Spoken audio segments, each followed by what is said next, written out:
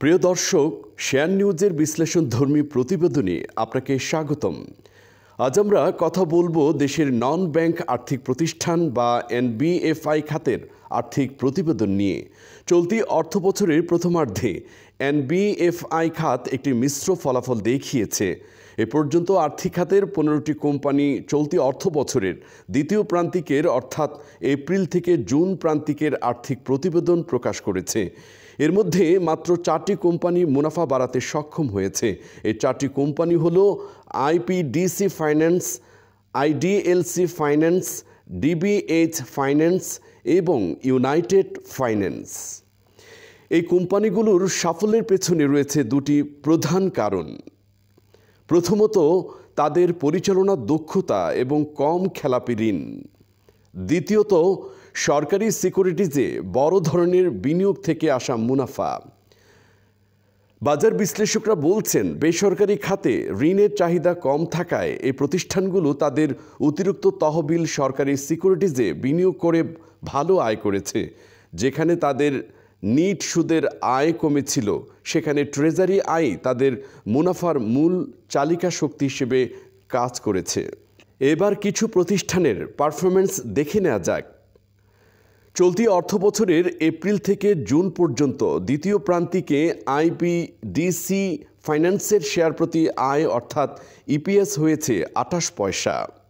আগের বছর দ্বিতীয় প্রান্তিকে কোম্পানিটির ইপিএস ছিল 21 পয়সা।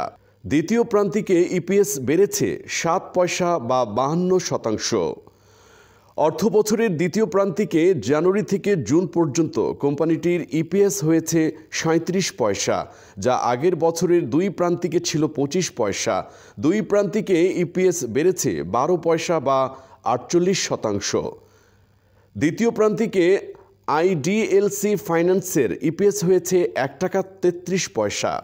আগের বছর দ্বিতীয় প্রান্তিকে ইপিএস ছিল 91 পয়সা। দ্বিতীয় প্রান্তিকে ইপিএস বেড়েছে 42 পয়সা বা 46.15%। অর্থবছরের দ্বিতীয় প্রান্তিকে জানুয়ারি থেকে জুন পর্যন্ত আইডিএলসি ফাইন্যান্সের ইপিএস হয়েছে 2 টাকা 49 পয়সা, যা আগের বছরের দুই প্রান্তিকে ছিল 1 টাকা 72 পয়সা। দুই প্রান্তিকে ইপিএস বেড়েছে 77 পয়সা বা 44.76%। দ্বিতীয় প্রান্তিকে ডিবিএইচ ফাইন্যান্সের ইপিএস হয়েছে 1 টাকা 30 পয়সা।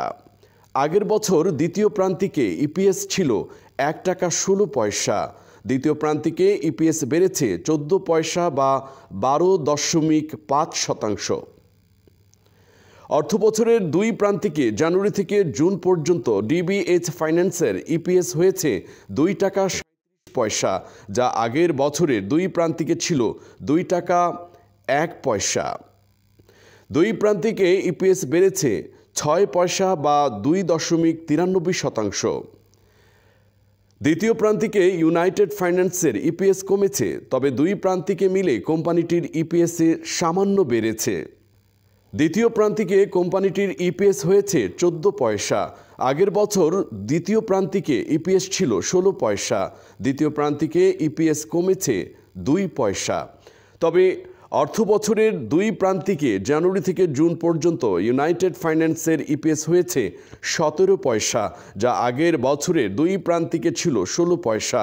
দুই প্রান্তিকে ইপিএস বেড়েছে 1 পয়সা বা 6.25%।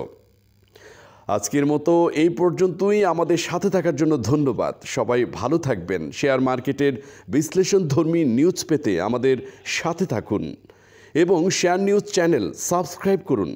ধন্যবাদ।